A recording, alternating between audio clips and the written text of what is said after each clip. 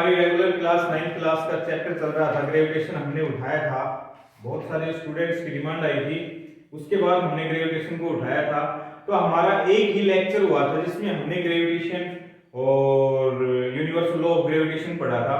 उसी से आगे कंटिन्यू हम कर रहे हैं। 9th क्लास का सिलेबस है जो कि कंटिन्यू चल रहा है। आपको लोड लेने की जरूरत नहीं है, कंप्लीट फिजिक्स करवाएंगे हम अपनी 9th to 12th। तो सबसे पहले हमारे पास दो वर्ड निकल के आते हैं। यदि मैं बात करूं तो फर्स्ट हो गया mass and second one is wait.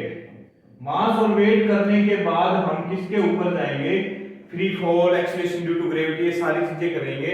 तो सबसे पहले डियर स्टूडेंट्स, जो भी स्टूडेंट्स 9th से हैं, साइंस से रिलेटेड कोई भी स्टूडेंट्स है, सबसे ज्यादा प्रॉब्लम हमें मास और वेट में आती है कि मास क्या होता है, वेट क्या होता है, दोनों में डिफरेंशिएट कैसे करेंगे, अलग अलग पॉइंट्स कैसे निकल के आएंगे।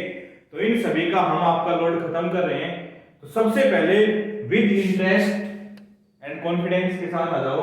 यदि हम उठाएं सबसे पहले mass, what do you mean by the mass? Mass होता ही क्या है? तो सबसे पहले मास के बारे में यदि डेफिनेशन हमने कई बार पढ़ी है, बट फिर भी मैं बताता हूं। It is the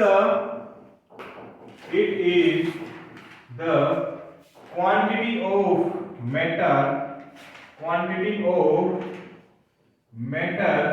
by which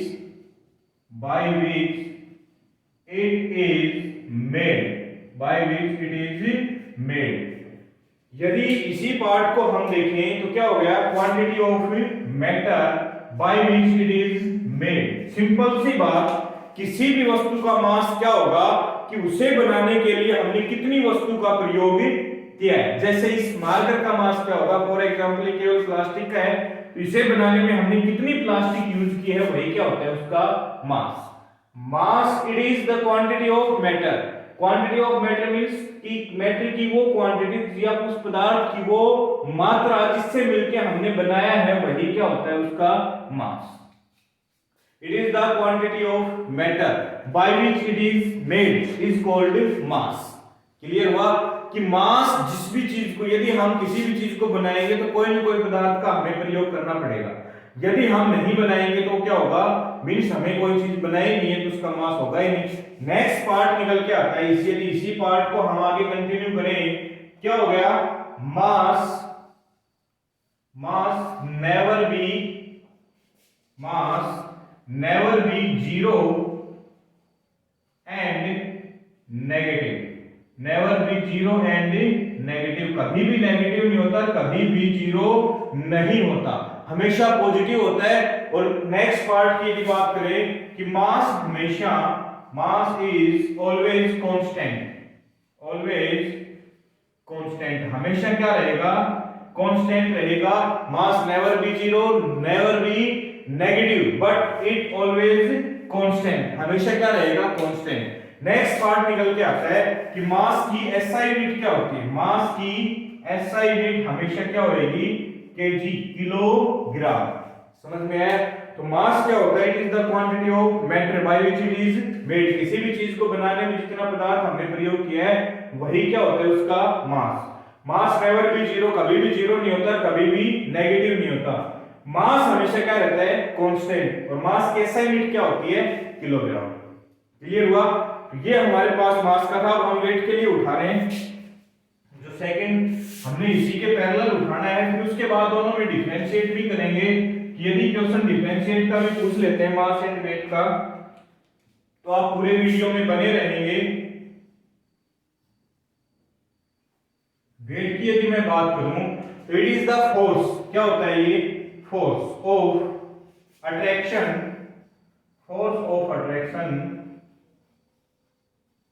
applied by the earth, force of attraction applied by the earth। जब भी कोई भी वस्तु के ऊपर अट्रैक्टिव फोर्स लगाती है, कौन लगाती है? अर्थ। तो वही क्या होता है उसका? Weight. Weight is the force of attraction applied by the earth on any object, this is called weight of the object. यदि मैं इसी पार्ट को थोड़ा सा एक्सप्लेन करके लिखूं तो यदि हम देखें कि weight is directly proportional to mass. Weight is directly proportional to mass. मास बढ़ेगा तो वेट भी बढ़ेगा, और मास कम होएगा तो वेट भी क्या होएगा? कम। यदि इसी पार्ट को शॉर्ट रूप में लिखें तो W is directly proportional to m is the mass। जब भी प्रोपोर्शनलिटी का सिंबल मैंने पहले भी बताया था, अब भी बता रहा हूं, जब भी प्रोपोर्शनलिटी का सिंबल हम हटाते हैं तो उसकी जगह कोई ना कोई कांस्टेंट लगाते हैं। तो W equals to G M, या फिर G बोले तो G क्या हो गया M G, बोलने में आसानी रहेगी। G क्या हो गया acceleration due to gravity, acceleration due to gravity, या फिर क्या होता है इसी को हम क्या बोल सकते हैं constant of proportionality, constant of proportionality. G acceleration due to gravity या कांस्टेंट ऑफ प्रोपोर्शनलिटी, और इसकी वैल्यू हमेशा फिक्स होती है। G equals to 9.8 metre per second square. Clear हुआ? तो हमारे पास यहां से क्या निकल के आया, एक फॉर्मूला निकल के आया, क्या निकल के आया कि weight equals to m into g। किसी भी वस्तु का वेट जो होगा वो क्या होगा मास इनटू ग्रेविटी, और ग्रेविटी क्या होती है acceleration due to gravity, sorry g equals to acceleration due to gravity, या फिर क्या होती है g की वैल्यू क्या होती है 9.8 metre per second square. Next point हमारे पास निकल के आएगा क्या कि वेट किस किस पे डिपेंड करता है, mass and acceleration due to gravity.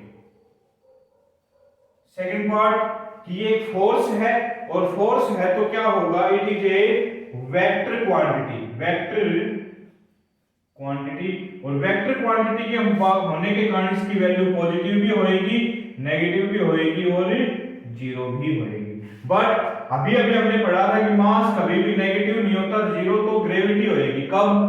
when any object move towards the earth, then acceleration due to gravity positive, when any object move away from the earth's center of earth, then the value becomes negative, and normally at the center या फिर at the center होता है, but क्या होता है centre के साथ साथ हम सरफेस पे भी ले लेते हैं, at the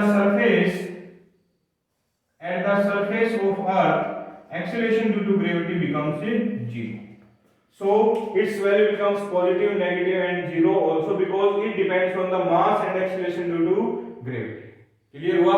तो हमने इसके दोनों के पार्ट में उठाया, अब इन दोनों को डिफरेंशिएट कर रहे हैं, एक साइड मास ले, एक side wait.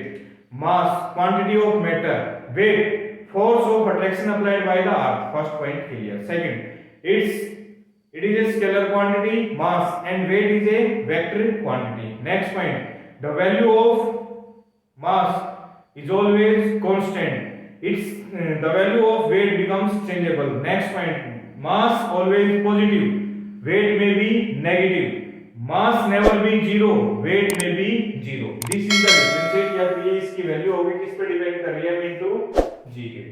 Clear? Thank you.